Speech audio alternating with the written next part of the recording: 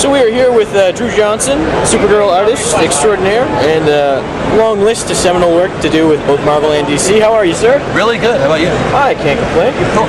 So, quick bio. How did you get into the industry? How did you come into comics? In '97, I had an agent briefly. Should I be looking there? Or? You can look at me. You look down there. Okay. I had an agent. I was with Sharon Cho on Spitfire Services back then when I first started trying to break in, and she got me in a Dark Horse on the X-Wing Rogue Squadron book, and I did like 6 issues or so of that, and that was the door opener. And then shortly after that, I started getting work with DC, and it just kind of kept going from there. Awesome. Yeah. Now you did work with the Lucas brand. Yeah. Did you have to deal with a lot of approval process? Actually, Lucas has always been very nice. They've been very easy to work with. Not a lot of revisions, not a lot of just hands-on. They're actually, for the work I did for them, they're fairly hands-off. Both on Infinities when I was working on Star Wars Infinities and on X-Wing. Okay, so you made the jump to DC. How did you get your feet wet? How did you find that process compared to the Dark Horse process?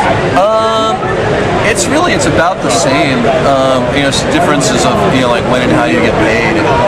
DC's a lot faster for turning around checks. Dark Horse has a 30-day waiting period. There's little differences like that. But as far as companies, they're both terrific. They're both really nice to work for. Okay, so you're working on Supergirl now. Is there any other books that you're sort of you're nipping at the butt to do? Some dream projects of yours? I want to do the Flash really bad someday. I love the Flash, Nightwing, like single character type books. I love. Right now that's really all I can think of off the top of my head. I guess actually too, if I ever could get to it at Marvel, I'd love to do something with Black Widow or Miss Marvel. I love both of those characters. What's the appeal to both of those?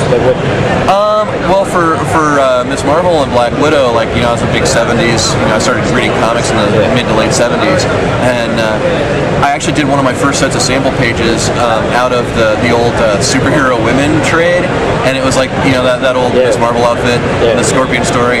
So I've got a soft spot for Miss Marvel, and I just think that the Black Widow is just the sexiest character in comics. It's just very stylish, very sleek. Awesome.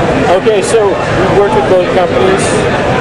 The boys come down to the door. They offer you Miss Marvel, or they offer you Nightwing. Who would you like to write it? Who would you like to work with?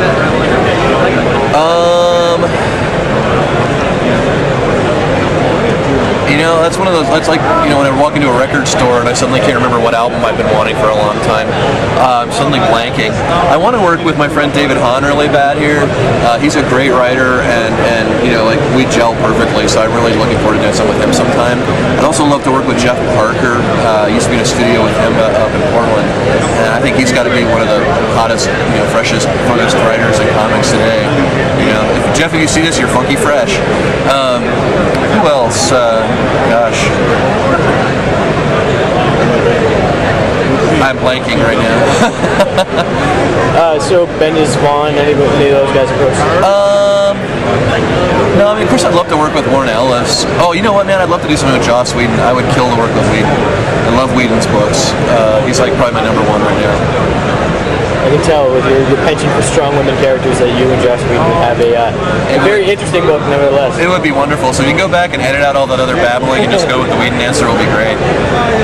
I'll see what I can do. Okay, lastly, any advice for those starting out? Persevere. It's all about perseverance. People come to me and we had a girl yesterday who came up and was wanting to know how to break into the industry. And I tell people, you got to do sample pages. You got to, keep going to the conventions.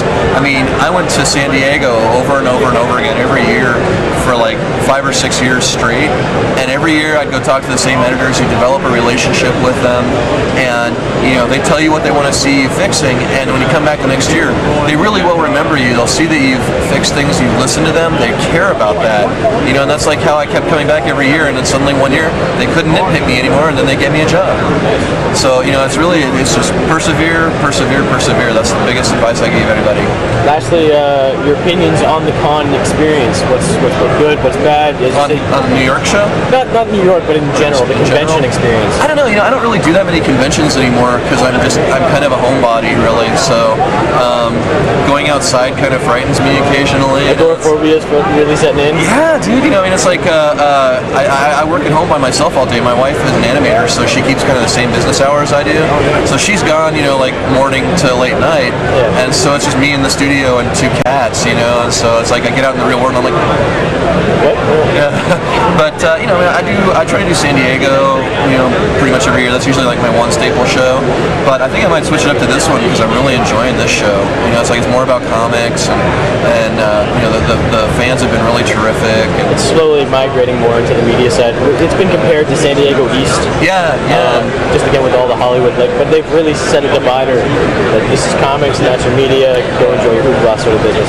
Yeah, no, I've really enjoyed it. You know, it's like Dave and I both came out for the first time this year together, and we're just having a blast. And it's like it's right where all the people we work for are, so we can see all of our editors.